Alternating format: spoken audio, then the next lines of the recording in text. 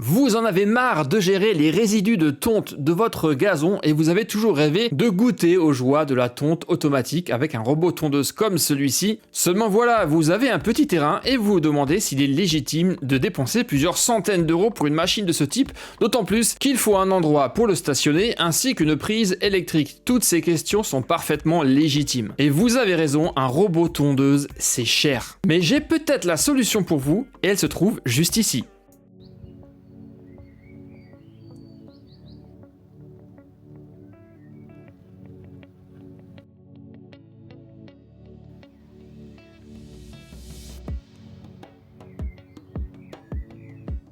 Et la solution à votre problème, il est juste ici. Je vous présente le Yardcare V100, le robot tondeuse spécialement adapté aux petits terrains. Car il a été développé pour des surfaces de tonte de 100 à 150 mètres carrés, là où les grosses tondeuses gèrent en général 800, 1200, voire même plus. Il en résulte une machine vraiment sympathique, pas chère du tout, je vous mettrai le lien dans la description de la vidéo. Comptez en moyenne un budget de 350 à 400 euros pour ce modèle-là, où tout a vraiment été simplifié. Ici, vous n'aurez pas besoin d'un garage pour le stationner, pas besoin de prise électrique non plus. Vous allez voir qu'ici, tout a été simplifié, pas besoin de câbles périmétriques, de bornes ou d'antennes GPS à fixer pour que le robot puisse se localiser. La marque a effectivement enlevé tout ce qui n'était pas absolument indispensable. Mais vous allez voir que les fonctionnalités essentielles sont bien là, comme le réglage de la hauteur de coupe qui pourra s'ajuster de 20 à 60 mm.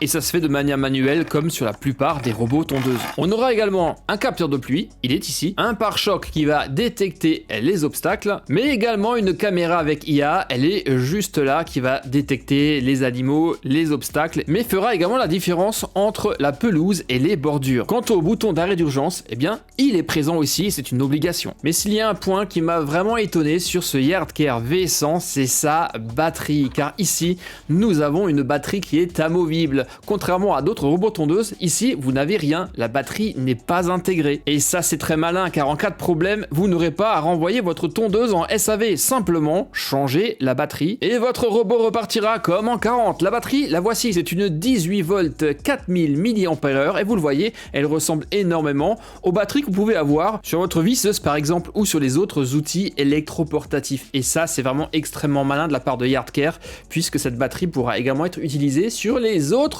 outils de la marque, comme ici le souffleur ou par exemple la tronçonneuse, et je trouve ça particulièrement intelligent de leur part. Et si vous souhaitez doubler l'autonomie, il vous suffira simplement de racheter une deuxième batterie, c'est pas cher et c'est vraiment top. Pour l'installation c'est extrêmement simple, vous soulevez le capot, vous insérez votre batterie et c'est tout, le Yardcare V100 est prêt à l'emploi. Un petit mot sur le dessous de la tondeuse qui reste assez classique, vous avez à l'avant une simple roulette sur 360 degrés, le plateau rotatif de 16 cm de diamètre avec ses 3 lames, légèrement plus petit que la moyenne, mais c'est pas grave puisque c'est une tondeuse adaptée au petit terrain. Maintenant, si votre terrain est légèrement plus grand ou si vous avez des endroits sensibles que vous souhaitez protéger comme les abords d'une piscine par exemple, eh bien cette édition 2026 du V100 inclut 2 rubans magnétiques comme celui-ci qui vont vous permettre de délimiter des barrières virtuelles. Et nous allons les tester. Alors mon terrain est quand même beaucoup plus grand que 150 m², mais je vais le délimiter pour tester l'efficacité de ces bandeaux magnétiques. Et je vais poser les deux de chaque côté, notamment ici. La mise en place, elle est hyper simple. Il vous suffit simplement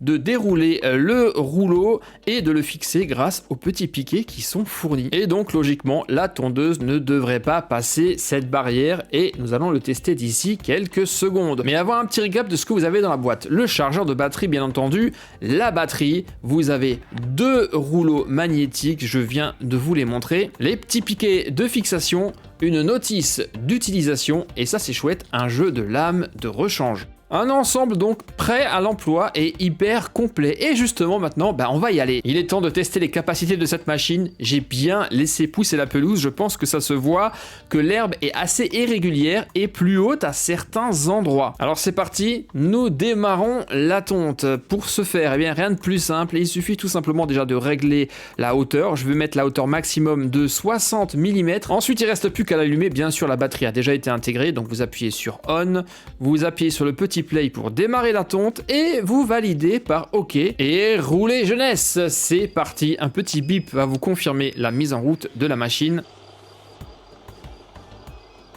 qui avance plutôt lentement, mais on est dans la moyenne de ce que fait la concurrence. Et ce sera déjà le moment de tester l'efficacité des barrières virtuelles. Il se dirige vers le trampoline et regardez, dès qu'il arrive à la hauteur de l'aimant, eh bien, le V100 fait tout simplement demi-tour. Tout comme, vous le venez de le voir, il a vu grâce à la caméra IA les pavés. Il sait que c'est une bordure et donc il ne va pas au-delà. Il ne débordera jamais sur votre terrasse par exemple. Il fera simplement demi-tour et ira dans le sens opposé. Que votre revêtement soit clair ou foncé, il ne fait absolument aucune différence. Ça marche à tous les coups. Pour ce qui est de la logique de tonte, alors je pense que le V100, et on le voit ici, fait une logique de tonte assez aléatoire avec tout de même des diagonales. À ce sujet, je précise qu'il n'y a pas d'intelligence dans cette machine. Il ne sait donc pas là où il a tondu ou il n'a pas tondu. Vous devrez tout simplement laisser tourner le robot jusqu'à épuisement de la batterie ou jusqu'à ce que vous estimiez que la tonte est terminée et que le robot est passé partout. Et là, vous allez vous demander, s'il détecte une bordure, il fait demi-tour. Alors, comment fait-il pour tondre une bordure? Est-ce qu'il y arrive? Eh bien, regardez, démonstration. À un moment donné, le V100 se met dans l'axe de votre bordure et pourra effectivement tondre parfaitement le rebord de la pelouse. Regardez, c'est juste nickel. Au niveau du bruit de fonctionnement, ça ne sera pas le plus silencieux que j'ai pu tester, mais c'est très largement supportable et inférieur à une tondeuse traditionnelle.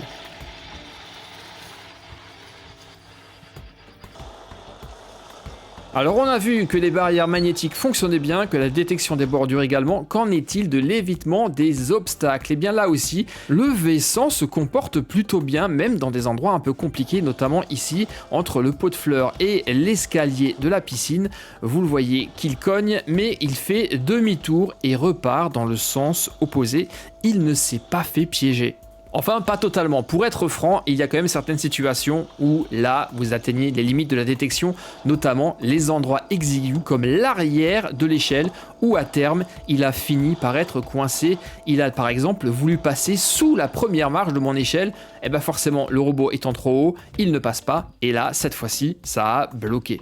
Le V100 n'étant pas adapté à ce type d'endroit exigu, c'est précisément à ces endroits-là que la barrière magnétique est utile. J'en ai donc posé et cette fois-ci, c'est absolument nickel. Le robot ne risque strictement plus rien. Vous le voyez, il ne s'approche plus du tout de l'escalier et du coin, il ne risque plus de passer derrière et vous êtes tranquille, vous n'avez plus du tout à vous en occuper. Et qu'en est-il donc de la détection des enfants, des objets ou des animaux? Là aussi, le Yardcare V100 est extrêmement efficace. Je vais simuler ça avec ce pot de fleurs et vous allez le voir que dès qu'il le détecte, il ne s'en approche même pas, il ne risque pas de le percuter, il le contourne simplement. Et là encore, le contrat il est totalement validé. À noter aussi qu'il y a un autre mode de tonte, le mode spirale. Il va partir du centre et simplement tourner en rond en s'écartant de plus en plus. Ça peut être pratique dans certaines situations. Je dois vous avouer que ce Yardcare V100 me surprend réellement et c'est franchement un plaisir de ne rien faire, de s'asseoir tout simplement, profiter du bon temps et de le regarder travailler à votre place. Fini la corvée de tonte, adieu les résidus qu'il va falloir éliminer. Là, vous ne faites absolument rien, si ce n'est profiter du beau temps. Et une fois que vous aurez estimé qu'il a bien fait son travail et que l'intégralité de votre pelouse est tondue, vous appuyez sur stop, tout simplement, vous l'éteignez et vous allez le ranger. À noter qu'une poignée de transport est également inclue à l'arrière de l'appareil. Et qu'en est-il du bilan? Comment le Yardcare V100 s'est-il débrouillé? Je dois dire que la tonte est dans l'ensemble vraiment très belle. Alors c'est toujours compliqué de vous montrer ça en image, mais dans la réalité, je peux vous dire que la coupe est belle, elle est propre, et elle est nette. Je l'ai laissé tourner environ 1 heure et je peux vous dire que j'étais à peu près à la moitié de l'autonomie de la batterie, elle était loin d'être vide. Alors à la question, faut-il encore dépenser des centaines d'euros dans un robot tondeuse lorsqu'on a un petit terrain? Eh bien, je dirais que non. Non, car ce Yardcare V100 fait tout ce qu'on lui demande et il le fait bien. La marque a supprimé tous les gadgets qui étaient absolument inutiles pour les petits terrains. Je vous le rappelle, pas d'application, pas de garage, pas de prise électrique, pas besoin d'antenne GPS ou de borne de localisation. Non, là, vous avez simplement la tondeuse, la batterie, le chargeur et les barrières virtuelles si c'est nécessaire. Et au pied des marches de la piscine, ça aurait été effectivement nécessaire. Il y a vraiment très peu de choses à dire et je n'ai pas réussi à le mettre en défaut à part justement à cet endroit précis. Non, franchement, c'est vraiment nickel. Autre chose qui m'a vraiment surpris, l'appareil est dans l'ensemble très propre. À la première tonte, eh bien, lorsqu'on regarde sous la tondeuse, il n'y a pas énormément de débris. Regardez ça, il est comme neuf. Bah ouais, faut que je le confesse, à ce niveau de prix, je ne m'attendais pas à avoir une telle efficacité. Je le rappelle, il coûte entre 300 et 400 euros. Et vraiment, si vous avez un petit terrain, franchement, ne dépensez pas plus, ça ne sert à rien.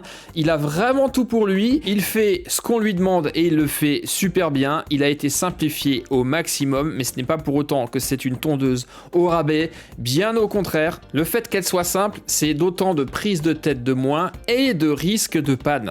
Si vous avez d'autres questions au sujet de ce Yardcare V100, surtout n'hésitez pas à me les poser dans les commentaires sous la vidéo, c'est là que ça se passe. J'espère que ce test vous aura plu, auquel cas vous me lâcherez peut-être un petit pouce vers le haut pour soutenir la chaîne. Moi, ça m'a fait plaisir de vous présenter ce Yardcare V100 et j'espère peut-être vous retrouver prochainement pour d'autres tests de tondeuse sur la chaîne. Qui sait? Allez, à très bientôt les gars, bye bye, ciao.